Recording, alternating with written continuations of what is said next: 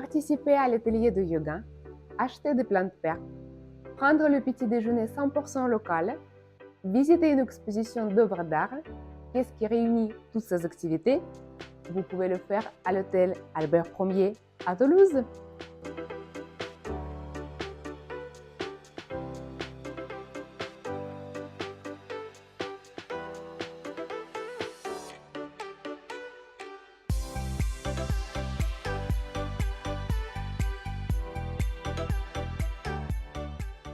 Manuel, l'hôtel Albert Ier a été acheté par vos grands-parents en 1956. Puis en 1977, votre maman a repris la direction.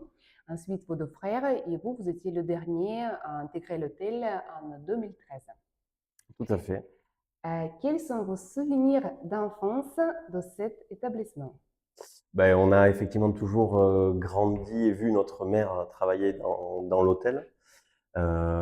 Et donc effectivement, des souvenirs d'enfant, c'était de voir un peu cette approche, un peu comme une chambre d'hôte, pouvoir faire la confiture pour le petit déjeuner, des soupes le soir. Donc voilà, c'était finalement, l'hôtel était un membre de la famille parce qu'il prenait quand même pas mal de place dans la vie de ma maman en fait. Et vous, vous êtes issu de la formation en fabrication et transformation du bois. Rien à voir avec l'hôtellerie. Voilà. Et au sommet de votre carrière dans ce domaine, vous êtes dirigeant d'un bureau d'études. Oui, c'est ça. Pourquoi vous avez changé? La raison principale, c'est effectivement pas le fruit de mes études. Je me destinais vraiment pas à ça. Et c'est peut-être le point commun des 3 générations. On est tous avec des parcours complètement différents. Et à un moment donné, on a été rattrapé par l'histoire familiale. Et ça a été le cas où effectivement, moi j'avais un de mes frères qui avait un projet et du coup qui a quitté l'hôtel. Et c'est à ce moment-là que je me suis posé la question de dire ben, pourquoi pas moi. Et l'idée de travailler pour l'entreprise familiale et d'être aussi dans cette logique de transmettre m'a aussi motivé et c'est un choix que je regrette pas. Quel est votre endroit préféré à l'hôtel Albert Ier? Je dirais la salle du petit déjeuner, la salle de Mhm. restauration, et on essaye de justement de la penser un peu comme une salle à manger, comme si on recevait du monde un peu chez soi. Voilà, l'idée c'est qu'on veut que les gens soient bien et l'idée c'est d'avoir un lieu où on peut rencontrer, échanger, se restaurer aussi. Mhm. Donc je dirais la salle du petit déjeuner. Et votre chambre préférée? Vous pouvez dire Euh, le numéro même. Ouais, pour moi, l'aile Kennedy, on a 2 bâtiments Mhm. qui donnent sur 2 rues, Kennedy et Rivals, et je dirais plutôt une qui donne sur Kennedy. Pourquoi? Parce qu'il y a une façade haussmannienne, donc c'est un peu voilà le code de l'architecture très française, un peu parisienne, qu'on va Mhm. retrouver dans la ville rose. Donc ça en fait aussi la particularité. Donc voilà, s'il y avait un numéro de chambre, j'aime bien la 112 par exemple. Mhm. Est-ce que c'est la même chambre qui est la plus appréciée par les clients ou pas forcément? Alors, il n'y a pas une seule chambre qui se ressemble. Pourquoi? Parce que justement, par la construction de l'hôtel, on est dans le vieux Toulouse, c'est une architecture à colombage, donc vraiment, on sait que le bâtiment était déjà là au XVIe siècle. Donc voilà, les espaces, on a créé les chambres dans les espaces qui nous étaient dédiés, donc il n'y a pas une seule configuration Mhm. identique. Voilà. Un des points forts de votre établissement, c'est son petit déjeuner avec une grande sélection de produits régionaux locaux. Et d'ailleurs, vous êtes lauréat 2022 du meilleur petit déjeuner de France. Comment vous avez eu cette idée de participer à ce concours et qu'est-ce qui était difficile dans la participation? Ben, on a vu ce concours, donc c'est une association Table et Auberge de France qui a organisé en fait ce concours. Ils avaient plutôt l'habitude d'organiser des concours à destination des restaurants et ils ont créé une catégorie pour les hôteliers. Voilà, et c'est vrai que nous on s'est pas trop senti légitime de participer au début. Pourquoi? Parce qu'on est un boutique hôtel, donc on n'a pas réellement de réalisation par nos propres. On n'a pas des cuisiniers, on n'a pas des Mhm. pâtissiers. Donc on se sentait pas trop légitime, mais voilà, on s'est pris au jeu. On a commencé à répondre il y a 4 ans à concourir une première fois, donc d'aller à Paris lors de la finale. Et c'est là où ce qui était très intéressant, c'était de rencontrer d'autres professionnels, d'échanger les bonnes idées, voilà. Et donc on s'est aussi piqué et pris au jeu. Et on s'est dit, ben, on reviendra et il faudra qu'on soit premier, ce qu'on a obtenu l'an dernier, donc dans la catégorie hôtel. Alors, votre hôtel mène une vie sociale très active, hein. Donc, si on parle des réseaux sociaux et également des événements que vous avez à l'hôtel, juste pour donner quelques exemples, donc, un salon de thé, atelier de yoga, la vente des plantes vertes, les expositions d'œuvres d'art. Alors, donc tous ces événements, ils sont très différents. Comment vous choisissez vos partenaires? Quels sont les critères de sélection? Euh, on n'en a pas vraiment. En fait, je travaille beaucoup et je fonctionne un peu au coup de cœur et à l'instinct. Donc c'est aussi des sollicitations qu'on a pu avoir, des rencontres de vie qui fait que rendre un peu possible un projet. Et l'idée, c'était aussi de se dire, de se reposer les questions. Pendant le Covid, on s'est tous énormément Mhm. questionnés. Quel est l'intérêt ou comment se réinventer? Et l'idée, c'était aussi de se dire, finalement, on est un hôtel en hypercentre de Toulouse. On doit être aussi un ambassadeur de notre quartier. Et en fait, plutôt que de recevoir que des clients qui viennent dormir, mais l'idée, c'est aussi de faire un lieu de vie, de rencontre et de solliciter autour des valeurs qui nous portent. Voilà, le circuit court avec des producteurs. Finalement, on peut faire la même résonance avec l'art, c'est-à-dire qu'on a fait un partenariat avec deux artistes toulousains. L'ironie du sort, c'est qu'ils sont plutôt connus à l'international et un peu en France entière, mais finalement très peu des Toulousains. Et l'idée, c'est de permettre de créer du lien entre les gens qui habitent la ville avec Mhm. ces artistes qui eux-mêmes sont toulousains. Voilà. Donc on a eu aussi cette réflexion-là sur les plantes, où on voit voilà, un vrai engouement pour le citadin d'acheter des plantes vertes. Mais quand on creuse un peu d'où viennent les plantes, voilà, quel est le conseil qu'on va avoir, et finalement on s'est rendu compte que c'était de l'achat de la revente d'un Mhm. produit qui venait de l'autre bout du monde, alors qu'on a à côté de Toulouse des producteurs, mais qui n'ont pas été juste en contact avec le consommateur. Donc Mhm. voilà, c'est un point commun qu'on pourrait trouver. Ouais. Et effectivement, ça nous motive à l'ère où notre métier n'intéresse pas trop les jeunes non plus. Justement, de pouvoir créer des événements, donner aussi envie de valoriser nos valeurs, c'est aussi un élément qui permet aux gens de s'identifier et potentiellement de rejoindre notre équipe. L'hôtel Albert Ier met en valeur le slow tourism et staycation. Donc, avec l'objectif, c'est de rejeter la consommation de masse et également de provoquer l'intérêt pour les lieux de proximité. Est-ce que vous pouvez dire que vous avez beaucoup de clients qui viennent des régions voisines? Est-ce que vous avez beaucoup de gens, même peut-être de Toulouse? Ça, c'est un phénomène assez récent. Mhm. Le slow tourisme, effectivement, ça rejette la consommation et le tourisme de masse pour un tourisme un peu plus authentique. Donc, d'aller aussi en contact direct avec le producteur. Bah, Mhm. typiquement, nous, on est hôtelier. Mais venez voir un producteur, un artisan, c'est aussi solliciter une hôtellerie indépendante. Et ensuite, avec la crise, notamment du Covid, on ne pouvait pas aller très loin.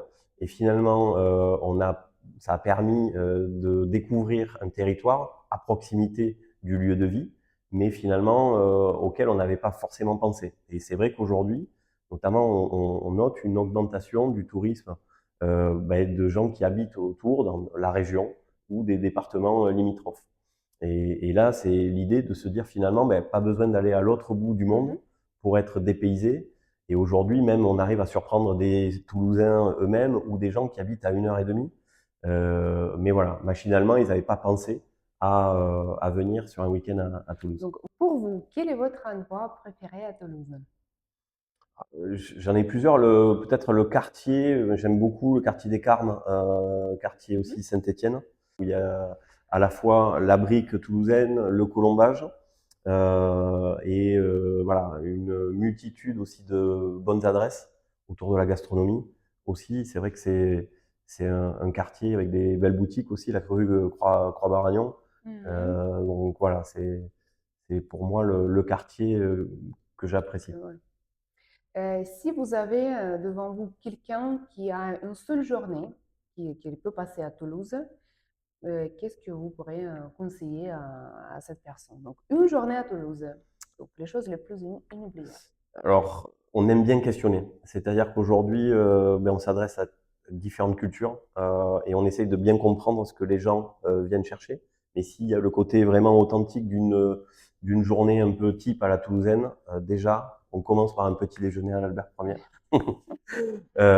Ensuite, voilà, l'ambiance aussi des marchés. On a la chance d'être à côté de Victor Hugo, de pouvoir voir l'effervescence et justement de la gastronomie française avec le contact direct avec les producteurs. Ça, on le conseille souvent. Bien évidemment, d'aller à la basilique Saint-Cernin, de continuer à déambuler le long de la Garonne. Là aussi, c'est vrai que on aime bien l'idée de se dire finalement on est dans une ville, donc il y a le côté agressif, mais finalement Toulouse est une ville à taille humaine où finalement il y a beaucoup de nature.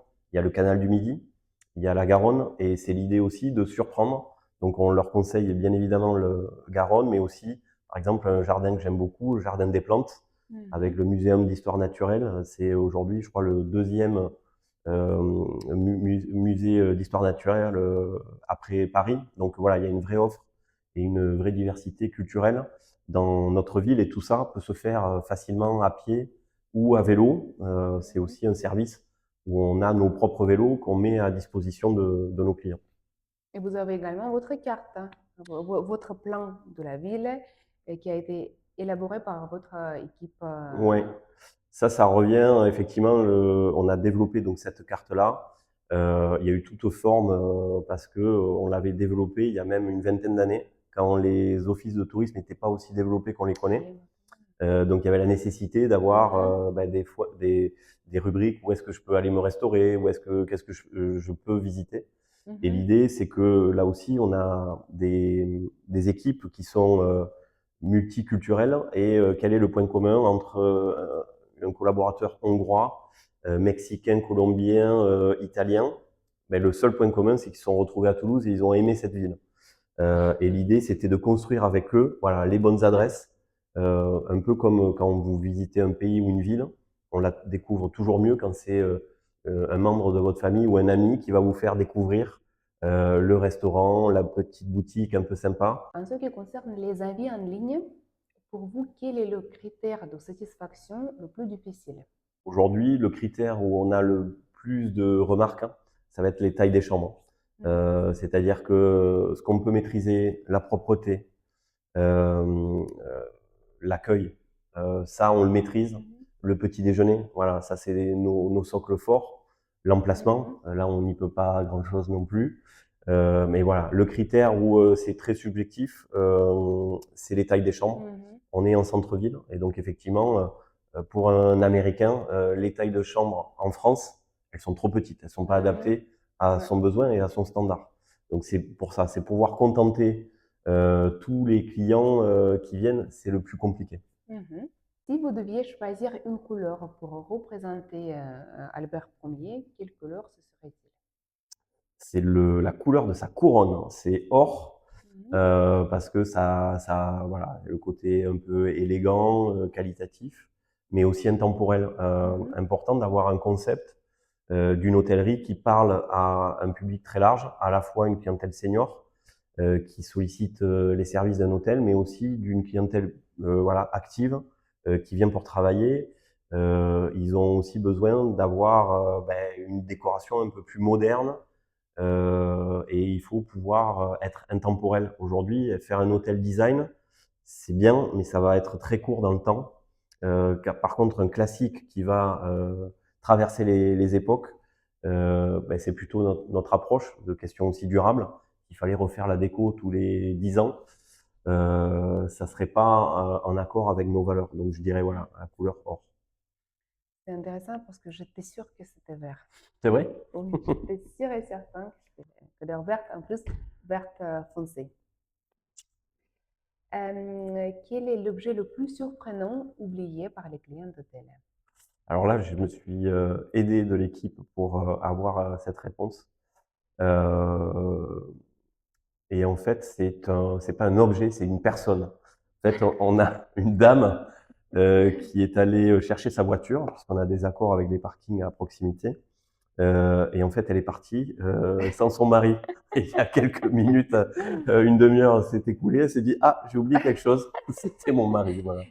Et son mari ne s'est pas manifesté? Mais, si, visiblement, ou peut-être il avait l'habitude d'être oublié par sa femme. Mais voilà, ça nous a fait beaucoup Ah. rire en tout cas. Et si vous aviez une baguette magique, qu'est-ce que vous changeriez à l'hôtel Albert Ier? Une seule chose.